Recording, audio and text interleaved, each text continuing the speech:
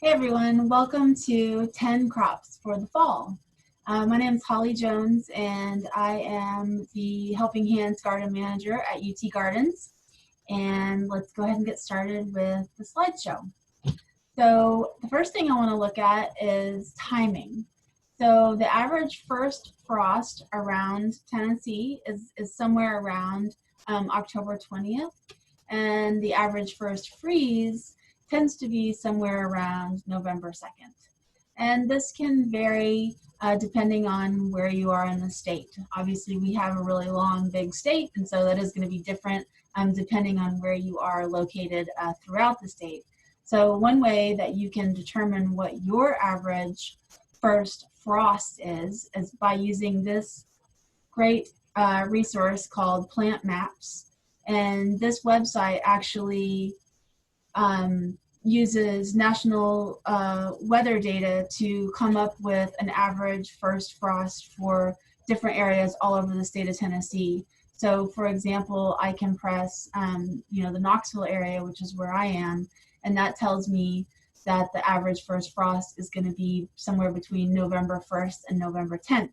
If I go over and click in this area over here, kind of near Jackson, Tennessee, it shows that it's a little bit earlier. It's October 21st to October 31st.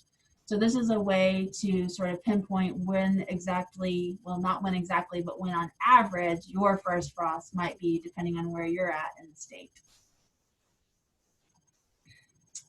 And the cool season, in general, it runs from about September through about May. We can think of that as the cool season. A few more tips for success. It's a really great idea to use a planting calculator. And so there are many planting calculators out there. One that I have found that works really well is available at johnnyseeds.com. And you can download this. It's a free resource. They have a fall harvest planting calculator. And so what this is an Excel spreadsheet. And it's really great because you can go in and actually change the average first frost date for wherever you are. And based on the date that you enter, it will change your recommended planting dates. So I have entered in November 2nd, 2020 here. And based on that date, it is telling me all these different crops when I can either direct sow, that's what DS stands for, or TP is transplant. So beets could be direct sown somewhere around August 21st for a projected first frost date of November 2nd. So this takes a lot of the guesswork out and like the counting backwards. It kind of does the work for you. So great resource to try out. Another tool you can use is the UT Extension Fall Vegetable Gardens publication. And this is a free PDF that you can download and you can print out. And we can just look at it here. It has some good advice on growing your vegetables. And it also has a table here that tells you this is based on historical data for the state of Tennessee.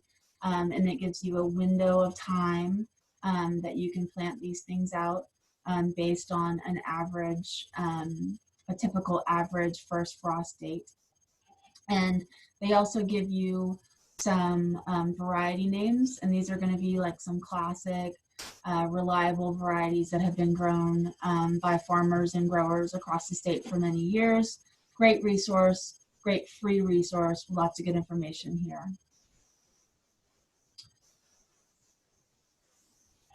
A few more success tips. Take care of your soil, especially if you've been growing vegetables all summer long. You want to think about doing something to enhance your soil before you put your fall crops in. So add some compost, add a nice layer of well-aged, animal manure and herbivore manure. Add some organic fertilizers. Make sure that you've got some kind of cover on your soil, as in some sort of mulch like straw. Really do something to boost, enhance, and care for your soil. That's going to increase your success with anything that you try to grow.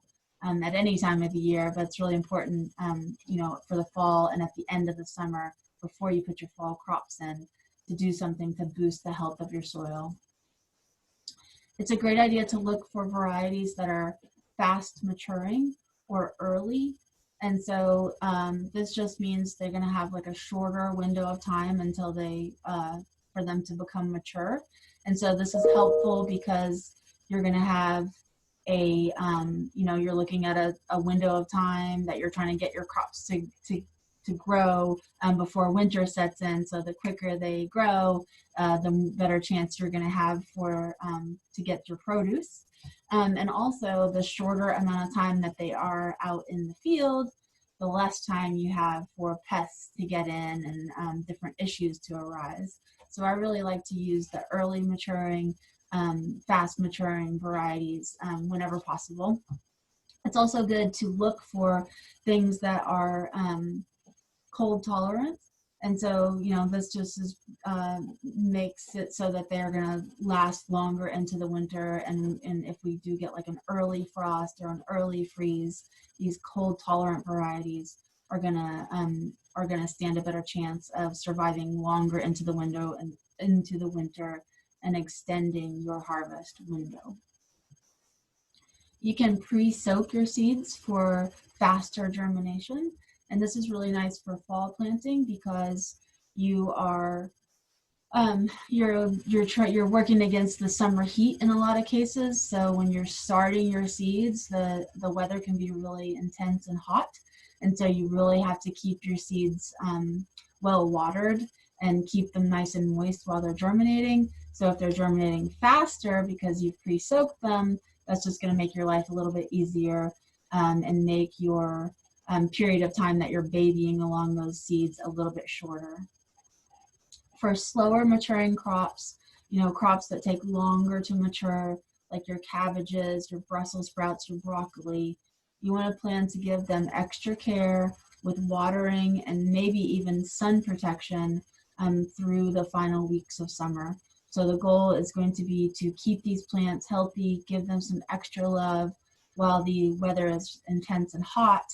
And then once the cool weather sets in, you can ease up a little bit on your care, and you know that the ambient temperature is going to be a little cooler and it's going to be a little bit easier on those plants to grow. But you should have some plans in place to make sure that they're getting good irrigation and maybe even a little bit of shade or sun protection at the end of summer when those plants are getting started. So let's look at these 10 crops. So we're going to talk about cabbage. Cabbage takes about anywhere from 60 to 180 days to maturity, and that just depends on which type you choose. You can direct sow your cabbage, you can start your seeds indoors, or you can buy transplants. You can find these cool season crop transplants at different local garden centers. You know, you might want to just call ahead and see what they have, but you can often find some of the more common ones at places like Knox Seed or any of your family-owned garden centers.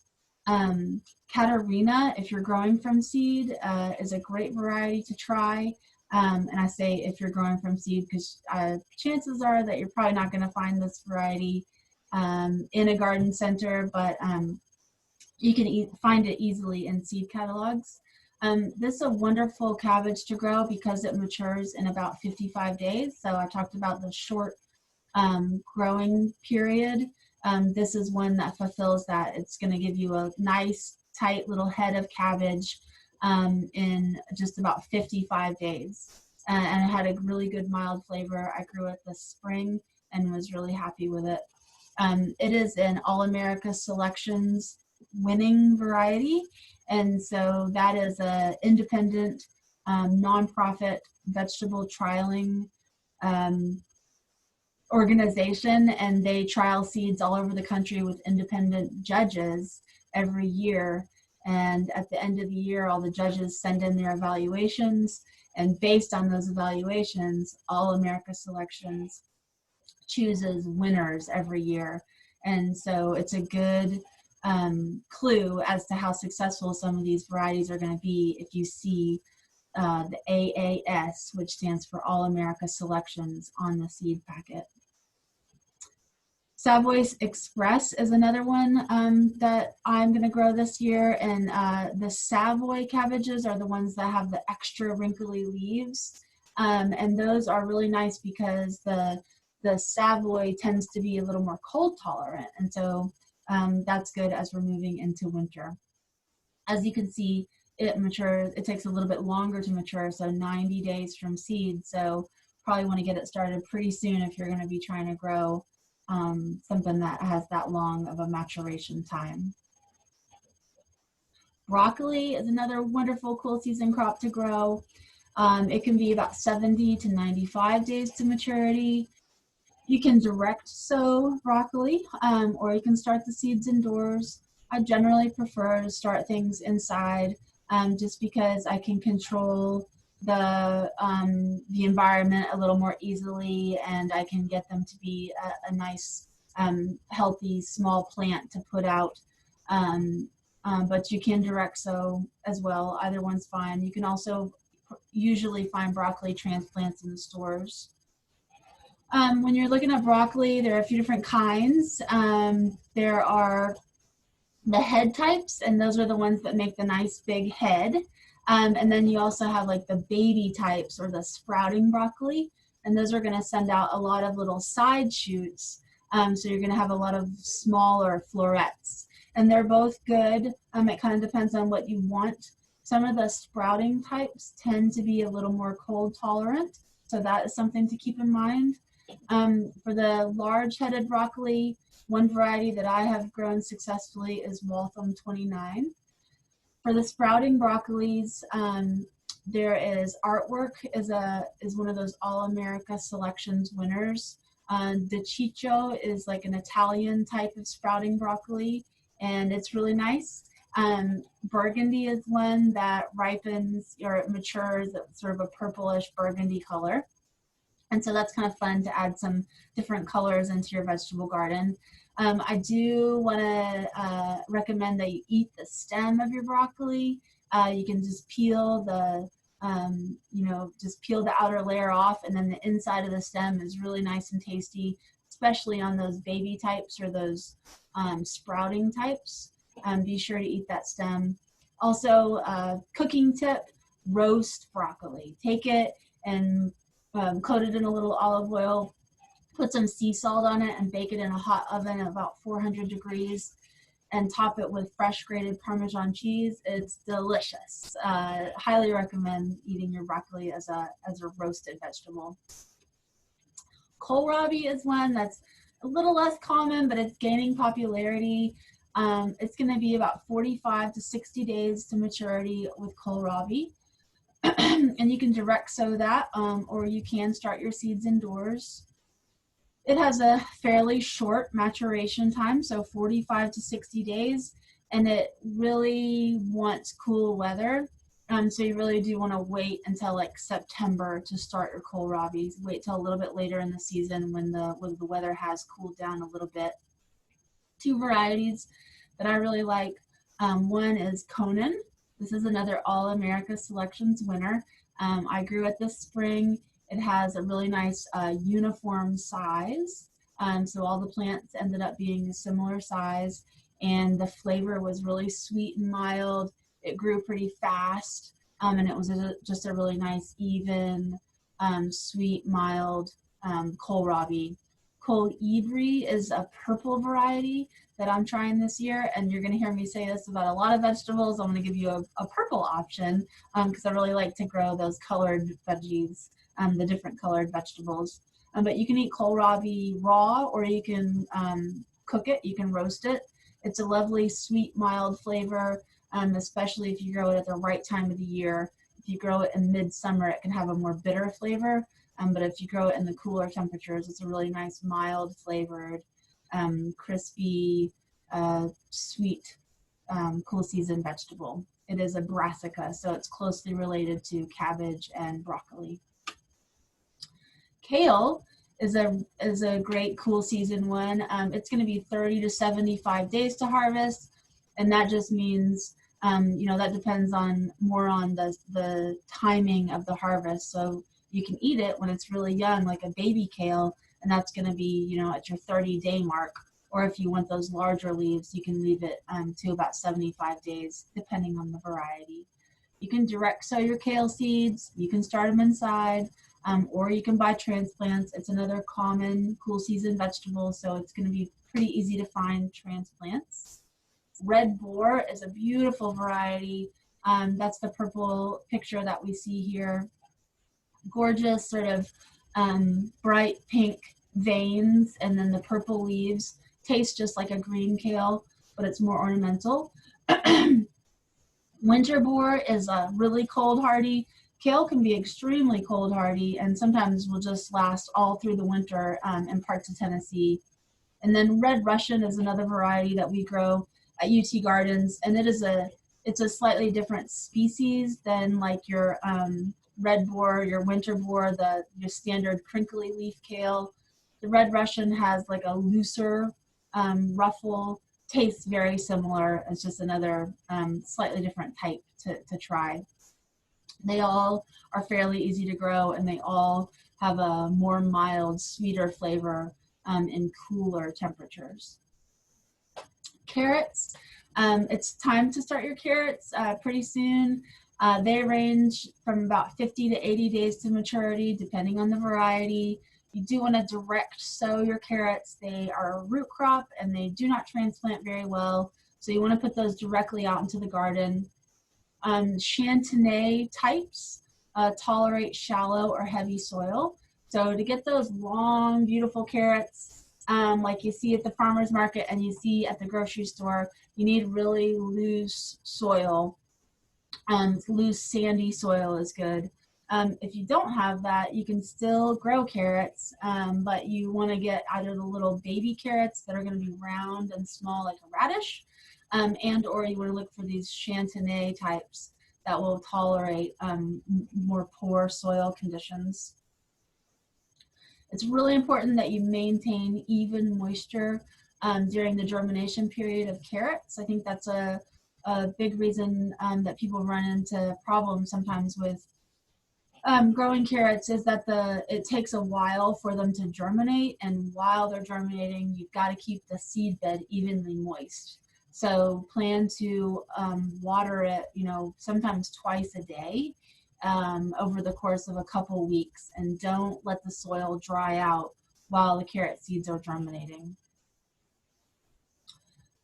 Beets, these are a wonderful cool season crop, around 50 days to maturity. Direct sow, you can start them indoors. They actually do transplant fairly well as long as you transplant them when they're pretty young. Each seed contains multiple plants. So the beet seed is actually a little cluster of seeds in a dried fruit. And so you'll see the seed has all these little knobs on it, and it's an interesting looking little seed. And so when you put one seed down, you're going to have multiple plants that come out of that. So you do want to plan to thin those little plants out once they've sprouted. It's up to you when you harvest them, but if you let them grow too large, beets can have a tendency to get kind of woody and have not as nice of a flavor.